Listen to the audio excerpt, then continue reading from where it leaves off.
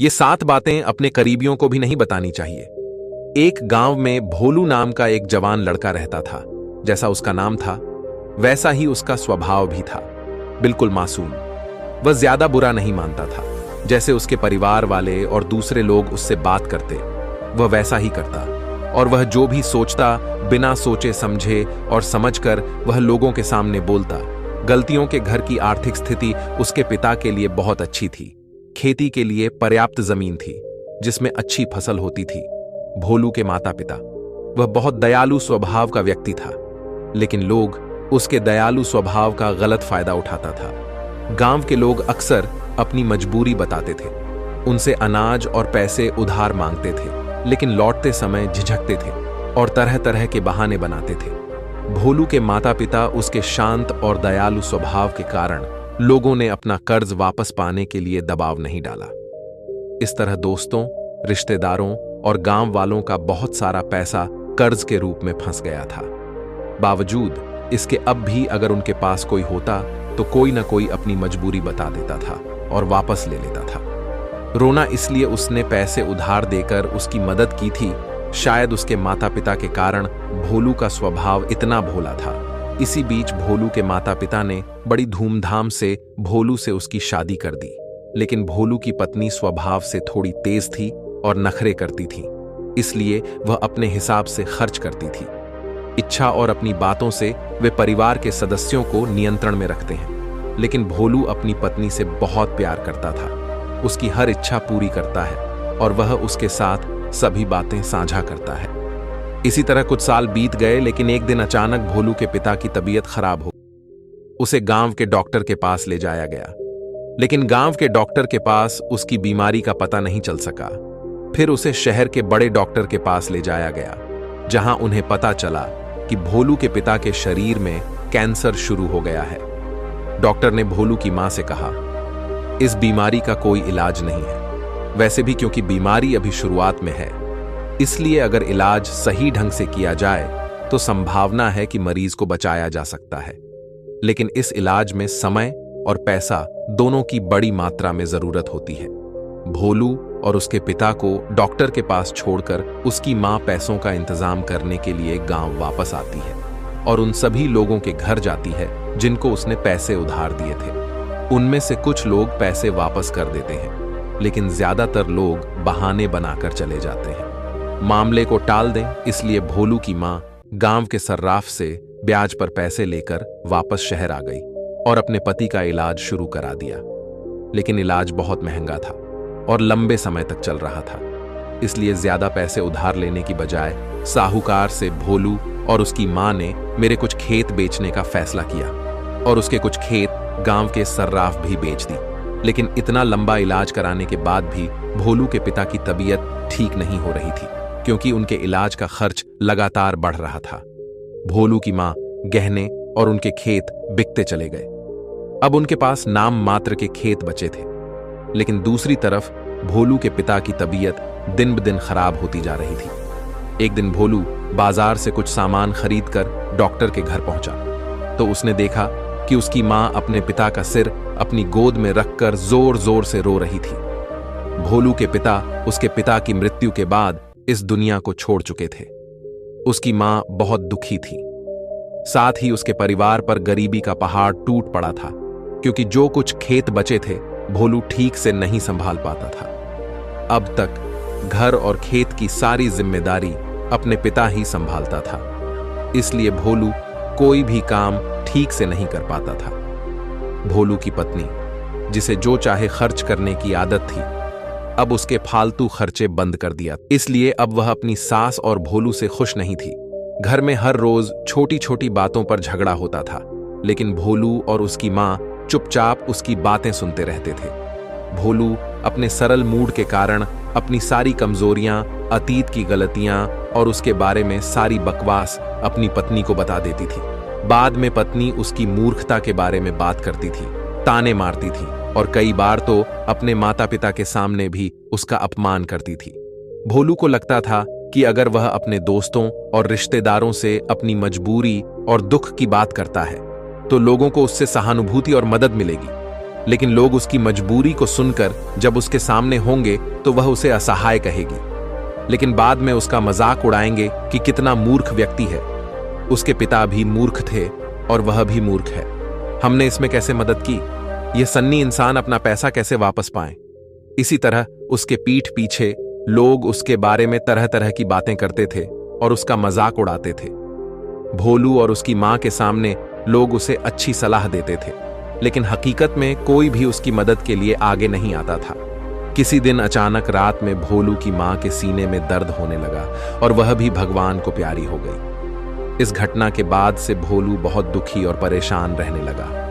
वह पहले से ही काम ठीक से नहीं कर पाता था, लेकिन उसकी मां के चले जाने के बाद अब वह उदास रहता था।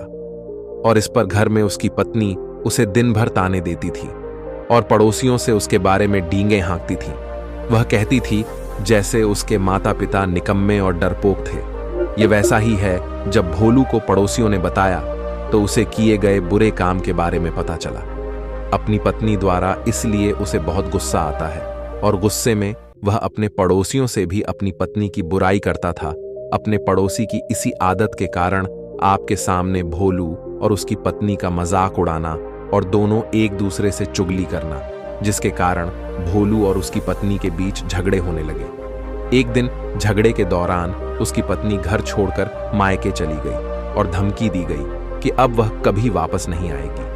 पत्नी के चले जाने के बाद भोलू और भी अकेला हो गया और दिन भर दुखी होकर कभी कभी अपनी किस्मत को कोसता रहता था। उसे विचार आता है कि अब मैं आत्महत्या कर लेता हूं, लेकिन फिर भी उसने कुछ सोचना बंद कर दिया होगा। हाल तक जो लोग अपना दोस्त, रिश्तेदार और पड़ोसी बताकर मीठी मीठी बातें करते हैं और उसके पिता से मदद मांगते हैं, वही लोग आज भोलू का मजाक उड़ाते हैं और फिर पागल कहते हैं। दुखी और पूरी तरह से टूट गए हैं। अंदर से भोलू किसी तरह अपना जीवन व्यतीत कर रहा था, लेकिन एक दिन भोलू के गांव में एक बहुत प्रसिद्ध महात्मा आते हैं। जब भोलू को उस महात्मा के बारे में पता चलता है तो वह सीधे उनके पास आता है और उनके चरणों में गिर जाता है और रोने लगता है। महात्मा भोलू को उठा लेते हैं और उससे इस अपार दुख का कारण पूछते हैं। तो भोलू अपने परिवार की पूरी कहानी महात्मा जी को बताता है। भोलू की पूरी बात ध्यान से सुनने के बाद महात्मा उससे कहते हैं कि तुम्हारे परिवार की इस स्थिति का कारण कोई और नहीं बल्कि तुम्हारा और तुम्हारा है। माता पिता को सरल होना चाहिए और परिवार की वो बातें दूसरों को बतानी चाहिए जो बातें कभी किसी से साझा नहीं करनी चाहिए। आपके सीधे स्वभाव का इलाज है लोगों द्वारा दिए गए ताने, और आप इस हालत में ऐसा कर भी चुके हैं। लेकिन आज मैं आपके साथ 7 बातें बताऊंगा जिसके बारे में आपको किसी से बात नहीं करनी चाहिए। भोलू पूरे ध्यान से महात्मा जी की बातें सुन रहा था। महात्मा जी ने पहली बात कहनी शुरू की। जो आप किसी को नहीं बताते हैं वह है, ज्यादातर लोगों के जीवन में आपका दुख और मजबूरी होती है। छोटे छोटे दुख और मजबूरी जिसे वे ढिंढोरा पीटने लगते हैं, लेकिन दूसरों को अपना दुख और मजबूरी बताने से क्या हम उस दर्द से छुटकारा पा लेते हैं? बिल्कुल नहीं, बल्कि ऐसा करने से लोगों की नजरों में एक असहाय और कमजोर इंसान साबित होते हैं।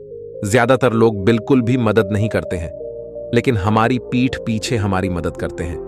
वो इस मजबूरी का मजाक जरूर उड़ाते हैं। जरा सोचिए, अपनी मजबूरी दूसरों को बताने का कारण क्या हो सकता है? या तो अपनी मजबूरी बताकर सामने वाले की सहानुभूति हासिल करना चाहते हैं, या फिर वह किसी तरह की आर्थिक मदद चाहते हैं। लेकिन अगर किसी ने आपकी मदद भी की, फिर बदले में आपसे ज्यादा मदद की उम्मीद करेगा।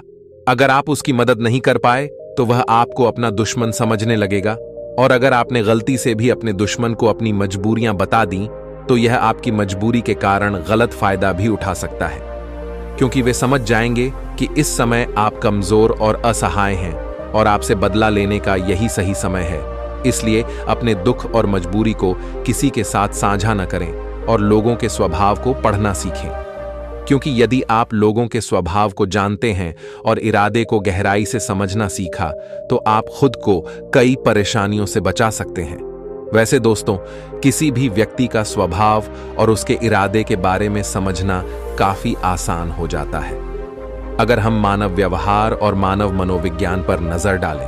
यदि आप कुछ नियमों और युक्तियों को जानते हैं और मानव प्रकृति के इन सभी नियमों के बारे में विस्तार से जानने के लिए आप एक किताब पढ़ सकते हैं जिसका नाम है पढ़ें। लोगों को एक किताब पसंद है। हाल ही में मेरे पास हिंदी में यह किताब भी है। महात्मा ने कहा, दूसरी बात, जो आप अन्य लोगों के साथ साझा नहीं करते हैं वह गलतियां हैं।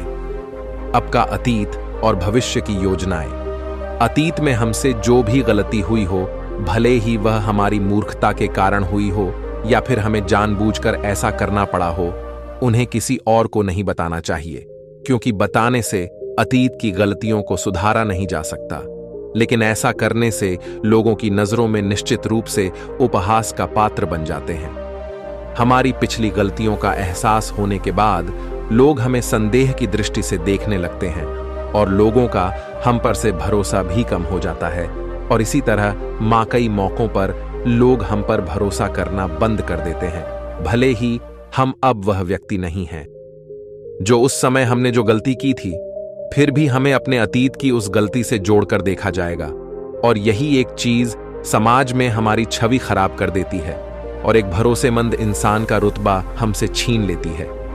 दूसरी तरफ हमें करना चाहिए, हमारी भविष्य की योजनाओं के बारे में लोगों को नहीं बताया जाता, क्योंकि ऐसा करने से दो बड़े नुकसान होते हैं। पहला, हर किसी के अंदर कहीं ना कहीं खुद को दूसरों के सामने महान साबित करने और अपनी तारीफ सुनने की इच्छा होती है, और यह इच्छा अहंकार के कारण होती है।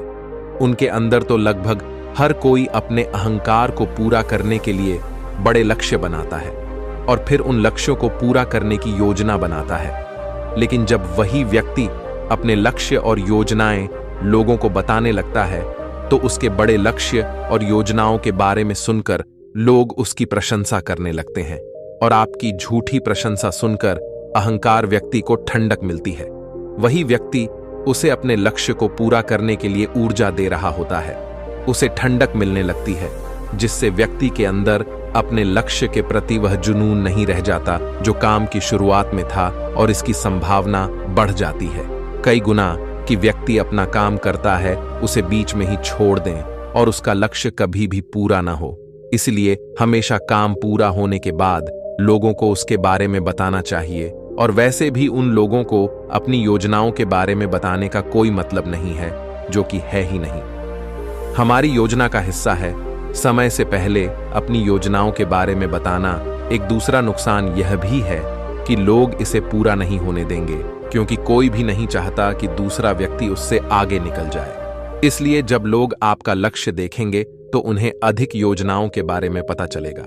तुम्हें वापस खींचने की कोशिश करो, यहां तक कि वे लोग भी जो अब तक आपकी मदद कर रहे थे, आपके दोस्त और रिश्तेदार भी पीछे हट जाएंगे।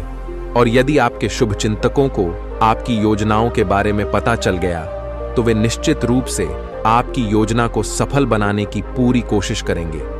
इसलिए आपकी पिछली और भविष्य की योजनाओं की गलतियां हमेशा गुप्त रखनी चाहिए। महात्मा ने तीसरी बात कही है कि आप किसी को मत बताना, वह है आपके घर की बातें। हमारे घर में हमारे माता पिता, बच्चे, सास बहू या पति पत्नी के बीच कौन सी बातें होती हैं, जो हो रहा है वो हमें किसी को नहीं बताना चाहिए, क्योंकि अक्सर घर में छोटी मोटी बहस होती रहती है। लड़ाई के बाद गुस्से में हम अपने परिवार के बारे में दूसरों को बुरा भला कहना शुरू कर देते हैं, लेकिन उस समय यह भूल जाते हैं कि जो व्यक्ति हमारी बातें सुन रहा होता है, वह भविष्य में हमारी इन बातों के कारण हमें नीचा दिखा सकता है। लोगों के सामने हम नाराज हो सकते हैं, और वैसे भी जब हम लोगों के सामने अपने घर के बारे में बात करने लगते हैं, तो हमारे घरेलू मामलों में दखल देने वाले लोगों को मौका मिल जाता है, और जरूरत पड़ने पर वह इस घरेलू झगड़े का फायदा उठा सकते हैं। इसके अलावा जब परिवार के सदस्यों को पता चलता है वह परिवार का सदस्य है, तो उसे इस बात का बहुत बुरा लगता है। घर में सास बहू और पति पत्नी के बीच ज्यादा झगड़े होने लगते हैं। ज्यादातर झगड़े सिर्फ इसलिए होते हैं क्योंकि दोस्त, रिश्तेदार और पड़ोसी एक दूसरे की बुराई करते हैं। इसलिए अगर हम अपने परिवार के सदस्यों की प्रशंसा नहीं कर सकते, इसलिए किसी और से हमें उनकी आलोचना भी नहीं करनी चाहिए। महात्मा ने आगे चौथी बात कही कि आप किसी को मत बताएं। वह है आपकी कमजोरियां और आपकी ताकत। पहली बात यह है कि ज्यादातर लोग अपनी कमजोरी के बारे में नहीं जानते हैं और शक्ति, और अगर आप अपनी कमजोरी और ताकत के बारे में जानते हैं तो आप सच में बहुत बुद्धिमान व्यक्ति हैं, लेकिन दूसरों के सामने अपनी कमजोरी और ताकत के बारे में नहीं बताते हैं। इसके दो बड़े कारण हैं। पहला, कि अगर आपके दुश्मनों को आपकी सबसे बड़ी ताकत के बारे में पता चल गया तो अब ऐसा होगा, आपकी सबसे बड़ी ताकत यही नहीं है, क्योंकि आपका दुश्मन आपकी उस ताकत का किसी न किसी तरह से तोड़ निकाल ही लेगा।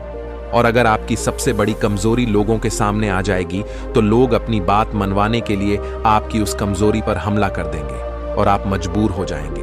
हमेशा दबाना पड़ेगा और सामने वाले को मानना ही पड़ेगा। इसीलिए अपनी कमजोरी किसी को नहीं बतानी चाहिए, यहां तक कि पति को अपनी पत्नी से और पत्नी को अपने पति से, क्योंकि जरूरत पड़ने पर अपनी बात मनवाने के लिए एक दूसरे की कमजोरियों का फायदा उठा सकते हैं। और अगर पति की कमजोरी पत्नी जानती है, इसलिए पति को हमेशा दबा कर रहना होगा। और ठीक इसके विपरीत महात्मा ने आगे पांचवी बात कही कि आपको अपनी आय और अपनी संपत्ति के बारे में दूसरों को नहीं बताना चाहिए। आपको अपनी आय के बारे में किसी को नहीं बताना चाहिए। कारण क्या हो सकता है? तो दो बड़े कारण हैं। पहला, अगर हमारी आय कम है और लोगों को इसके बारे में पता चल गया ताकि जरूरत पड़ने पर कभी भी हमारी आर्थिक मदद न करें और हमसे दूर भागें, क्योंकि समाज में किसी गरीब व्यक्ति की आर्थिक मदद करने से हर कोई वे इस बात से डरते हैं कि उनकी आय इतनी कम है कि वह पैसे कैसे लौट आएंगे। और हमारी आय के बारे में जानकर लोग हमारी स्थिति का अनुमान लगाते हैं और फिर हमें सम्मान भी देते हैं। और यदि आय बहुत कम है तो वे हमारा मजाक उड़ाते हैं। लेकिन पर दूसरी तरफ, अगर आपकी आमदनी ज्यादा है और लोगों को इसके बारे में पता है तो छोटी सी जरूरत भी आ जाएगी आपसे आर्थिक मदद मांगने के लिए। और यदि किसी कारण से आपने उनकी मदद नहीं की तो वे सोचेंगे कि यह व्यक्ति हमारी मदद कर सकता है, लेकिन उसने जानबूझकर मदद नहीं की। तो इस तरह से आपकी आय अधिक होगी, आपके दोस्तों के साथ और रिश्तेदारों के साथ आपकी कलह होगी और झगड़े का कारण बनेगा।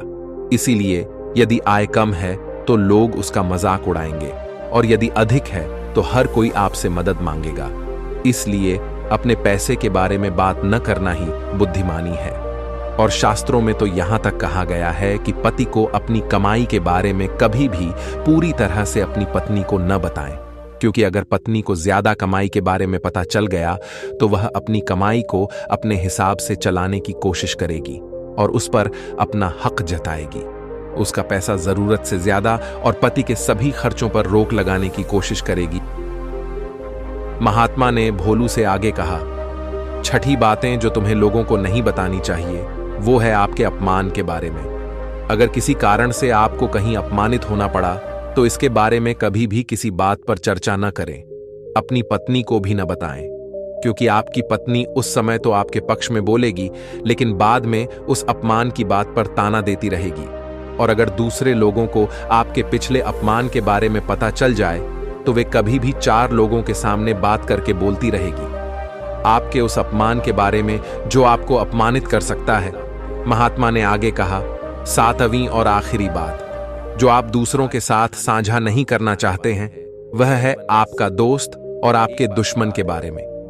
हालांकि ज्यादातर लोगों को इसका कोई मतलब नहीं है कि हमारे दोस्त और दुश्मन कौन है, लेकिन इस जानकारी का गलत इस्तेमाल हमारा बुरा चाहने वालों को उठा सकता है। अगर हमारे दुश्मनों को इस बात का पता चल जाए कि हमारा दोस्त कौन है जो जरूरत पड़ने पर हमारा साथ दे सकता है, तो अपने दोस्तों के साथ अपने रिश्ते को गहरा करके उन्हें हमसे दूर कर सकता है हमारे खिलाफ। और अगर हमारे दोस्तों को यह पता है कि हमारा सबसे बड़ा दुश्मन कौन है, तो अगर भविष्य में बस किसी कारण से हमारा दोस्त हमारा दुश्मन बन जाता है तो हमारा वह पुराना दुश्मन मिलकर हमें बहुत बड़ा नुकसान पहुंचा सकता है। इसलिए अपने दोस्त के बारे में और हर जगह दुश्मन नहीं होना चाहिए, सबके सामने डींगे हाँकना। इतना कहकर महात्मा जी चुप हो गए और भोलू के चेहरे की ओर देखने लगे। भोलू की आंखों में पश्चाताप के आंसू थे। उसे आज पहली बार ऐसा महसूस हुआ कि वह अपनी पत्नी, दोस्तों और गांव वालों को अपनी हर बात बताएगा। एक बात, वह कितनी बड़ी गलती कर रहा है और उसकी अज्ञानता के कारण हर कोई उसे मूर्ख समझता है और उसकी पत्नी उसका सम्मान नहीं करती है और उसे छोड़ दिया है। लेकिन उस दिन भोलू ने महात्मा जी के सामने ही अपने मन में यह निर्णय लिया कि उसके बाद आज वह अपने रहस्य किसी को नहीं बताएंगे, खुद का शोषण नहीं होने देंगे और एक जिम्मेदार और गंभीर इंसान बनने की कोशिश करेंगे।